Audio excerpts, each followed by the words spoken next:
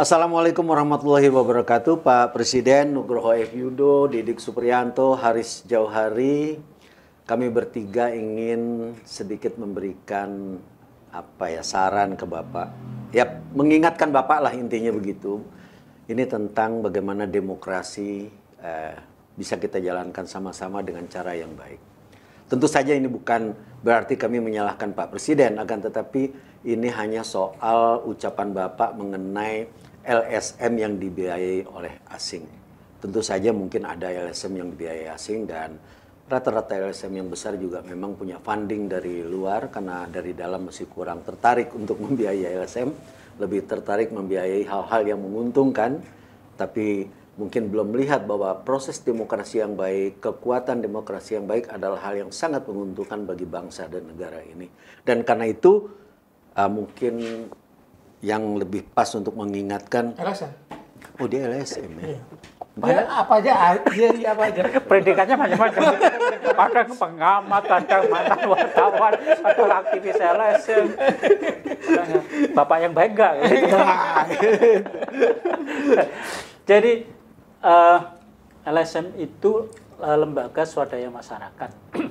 Ini kan sebetulnya kalau di ilmu politik atau sosiologi kan disebut sebagai organisasi masyarakat sipil. Nah, organisasi masyarakat sipil itu dimanapun ada dua bentuk. Satu yang berbasis massa, misalnya kalau di kita ya ada Muhammadiyah, NU dan lain-lain. Yang kedua yang berbasis kegiatan. Ya ada LBH, Walhi dan lain-lain gitu. Nah, dua-duanya kalau dikaitkan dengan asing ya, itu sama-sama menerima bantuan asing. Muhammadiyah terima, NU terima, Walhi terima, LBH terima, Perludem itu juga terima gitu. Nah, cuman pertanyaannya bantuan asing macam apa yang diterima? Nah, bantuan asing itu ada dua. Satu yang diinisiasi oleh pemerintah asing, yang kemudian kalau masuk ke kita disebut dana hibah. Satu lagi yang diinisiasi oleh LSM asing. Jadi organisasi masyarakat sipil asing. Misalnya ada Yayasan Soros, ada Ford Foundation, ada Greenpeace dan lain-lain. Nah, yang dipersoalkan Pak Presiden itu kan bantuan asing. Bantuan asing yang mana? Kalau bantuan asing itu yang berasal dari negara, G2G, misalnya dulu ada USAID dari pemerintah Amerika, ada AUSAID dari pemerintah Australia, ada dari Uni Eropa, ada dari Inggris dan lain-lain. Nah, itu mekanismenya kan formal. Ada dari Eropa juga, UNDP. Ya. Ada UNDP, ada PBB. Itu mekanisme formal.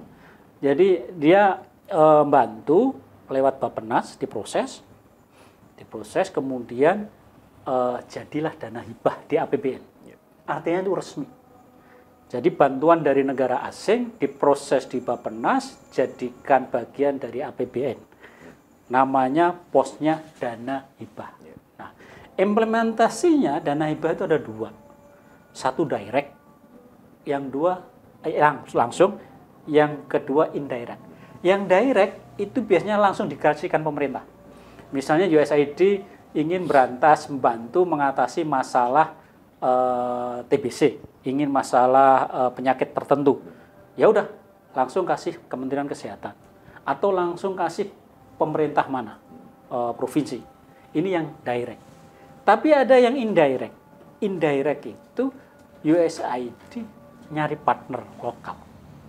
NGO tadi, LSM tadi, bisa dalam arti yang besar, yang berbasis massa Muhammadiyah maupun NU, atau yang berbasis kegiatan LBH, Walhi, Perludem, dan lain-lain, banyak lagi. Nah, karena dana hibah ini sudah masuk di APBN, maka sebetulnya semua orang udah tahu.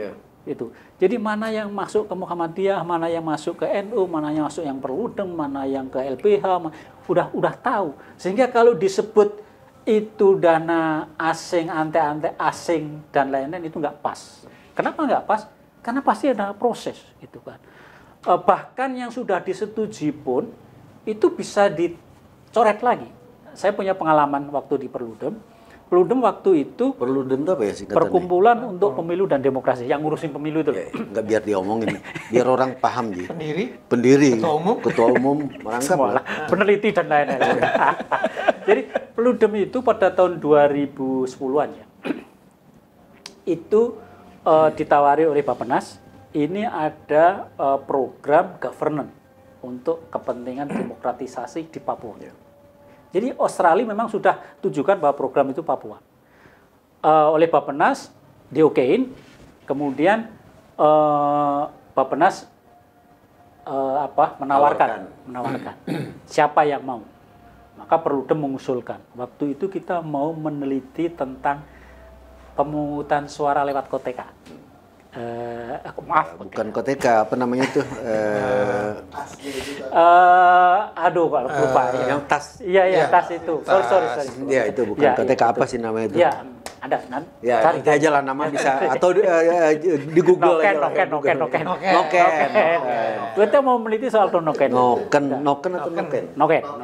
Jadi, Bappenas kemudian minta karena ini kaitannya dengan pemilu, maka harus dikonsultasikan dengan KPU, dengan Kemendagri, dengan KPU dan Kemendagri. Udah, Perludem bikin proposal, oke, Bappenas oke, KPU oke, Kemendagri oke. Tapi ketika dibawa ke Menko Polkam, waktu itu Pak Wiranto, ditolak itu. Jadi akhirnya program itu nggak jalan. Jadi meskipun di APBN sudah oke, di Bappenas oke, di KPU oke, di Kementerian Dalam Negeri sudah oke, tapi tetap saja pemerintah bisa menolak. Maksud saya, kalau memang itu dianggap membahayakan negara, ya ditolak saja. Yang sudah jalan ini, ya udah nggak masalah. Itu yang dari negara, cerita yang dari negara. Tapi ada yang memang dari masyarakat luar sana, ya tadi Ford Foundation, Soros Foundation, macam-macam lah, banyak lah itu. Nah, itu memang tidak melalui mekanisme APBN. Cuman sebagian besar kegiatannya juga kadang-kadang diketahui pemerintah itu. Dan masuknya dana juga kan diketahui. Ya diketahui juga gitu. Diketahui. Jadi ininya diketahui juga. Jadi dan ini tidak hanya dari Barat ya, yang dari Arab kan banyak. Iya. Banyak masjid, madrasah dan lain-lain itu kan banyak sekali. Pesantren. Gitu. Cuman memang Tidak dimasukkan ke... tidak ada expose gitu kan. Ini jadi masalah kan karena kayak Walhi misalnya, kenceng mengkritik pemerintah. LBH kenceng kritik soal HAM. Perludem kritik soal pemilu yang curang dan lain-lain. Itu yang kadang-kadang bikin gerah mereka, para pejabat ini, sehingga kadang-kadang nggak sadar apa yang disampaikan itu sebetulnya ya nggak perlu lah. Wong prosesnya aja sudah melalui tahapan sekian banyak, kok tiba-tiba di anti asing itu. Nah ini yang saya kira pemerintah, Pak Presiden. Pak Presiden terutama. Ya, karena ini yang mengucapkan Pak Presiden. Pak Presiden harus lebih paham gitu. Itu satu hal. Hal lain, kok jadi saya ngomong banyak. Nggak apa-apa. Kita kasih panggung, ya kan? NGO, LSM itu, apa yang disebut dengan LSM itu kan juga ada yang sungguhan, ada yang abal-abal. Kalau kita sering dengar keluhan pejabat daerah, kepala sekolah, sibuk, itu kan biasanya lagi dipersoalkan LSM. Tapi LSM-nya nggak jelas. Ini LSM yang memang kerjaannya mempersoalkan pemerintah, tapi biasanya LSM kayak gini itu nggak dipercaya oleh lembaga-lembaga donor itu, baik yang pemerintah maupun non pemerintah. Biasanya LSM yang di daerah itu awalnya itu kalau nggak didirikan politisi, itu didirikan oleh tokoh-tokoh ormas. Preman juga kan LSM ya, kan? Makanya itu. Nah ini juga masalah itu, sehingga cuman kan yang LSM beneran kan juga nggak bisa terus mengabaikan mereka, melaporkan mereka polisi, enggak, ya biarin aja.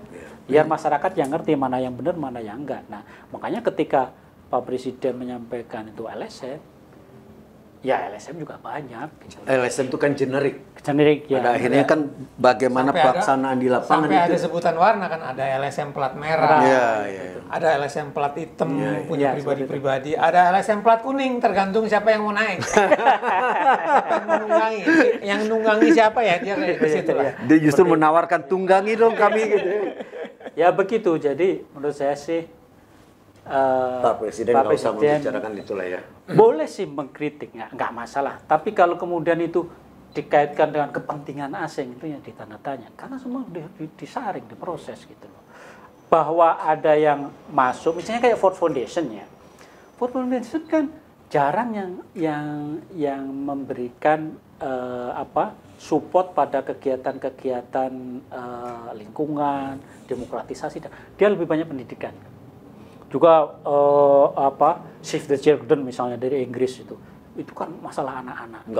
Nggak ada dana yang mengalir ke demonstran, nggak ada ya. Nggak ada. Dan ada juga LSM kita kan yang memang juga diam-diam tapi kemudian bekerja dengan sangat serius dan menghasilkan banyak kebaikan-kebaikan antara lain adalah ke hati. Betul. Ya, betul ya. Ke hati itu kan nggak banyak ngomong, nggak apa aja, tapi yang dimaksudkan yang sering kali memang bikin gerah itu memang kan LSM itu ada LSM pemberdayaan, lalu ada ya LSM yang advokasi. Ya. Yang biasanya sering kali bikin gerah itu yang advokasi. Betul. dan itu pun kan terbatas kan, artinya tidak semua yang advokasi itu bisa disamaratakan sebagai Betul. Dan bahkan kan kalau kita bicara YLBHI itu kan dananya disupport pemerintah Bang Ali juga awalnya sampai sekarang gitu. Bang Ali yang mengerintis. Tapi karena Bang Ali dan gubernur-gubernur berikutnya itu sadar betul akan kebutuhan advokasi untuk orang miskin, orang di bawah, maka sampai sekarang tetap aja disupport. Gitu. Gedungnya itu dari Pemda. Yang kita khawatirkan kan ucapan Pak Presiden ini kemudian membuat sejumlah orang yang sudah bekerja dengan baik untuk kepentingan rakyat, kepentingan masyarakat kemudian menjadi kecil hati. Betul. Atau kemudian menjadi putus asa atau malu. Atau yang lebih bahaya lagi ditafsirkan oleh anak buahnya untuk ngerjain yang dihajar semua. Ya, itu jadi masalah gitu. Begitu. Iya kan? Iya. Jadi bagaimana baiknya Pak Presiden? Kan udah diluruskan. Kan nggak usah meralat ya kan? Ya nggak usah diralat. Tapi pernyataan-pernyataan kayak gitu harus mungkin lebih spesifik lah ya. Misalnya gitu.